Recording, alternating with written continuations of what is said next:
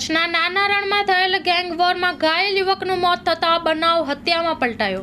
રાપરના નાના રણના ગુડખર અભયારણ્યમાં ગેરકાયદેસર મીઠાના પ્લોટમાં કબજા બાબતે થયેલ સશસ્ત્ર ધીંગાણમાં ગેરકાયદેસર મીઠાના પ્લોટમાં કબજા બાબતે થયેલ સશસ્ત્ર ધીંગાણામાં થયેલ ફાયરિંગમાં ઘાયલ યુવકે રાજકોટની હોસ્પિટલમાં દમ તોડતા સમગ્ર બનાવ હત્યામાં પલટાયો છે।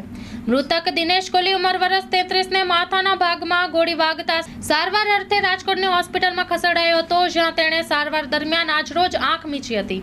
દિનેશનું મૃત્યુ થતાં પોલીસે દાખલ કરેલી ફરિયાદમાં 17 શખ્સો વિરુદ્ધ હત્યાની કલમનો ઉમેરો કરવાની તજવીજ હાથ ધરી છે। ઉલ્લેખનીય છે કે કચ્છના નાના રણમાં આવેલ ગુડખર અભયારણ્યમાં હજારો એકર જમીન પર રાજકારણીઓ અને મીઠા ઉદ્યોગકારોના ઇશારે ગુંડા તત્વો દ્વારા દબાણ કરી ગેરકાયદેસર મીઠાના અગરો ખડકી દેવાયા છે। આ ગેરકાયદેસર અગરોના કબજેને લઈને ભૂતકાળમાં અનેકવાર લોહિયાળ ધીંગાણા સર્જાઈ ચૂક્યા હોવા છતાં તંત્રના પેટનું પાણી હલતું નથી।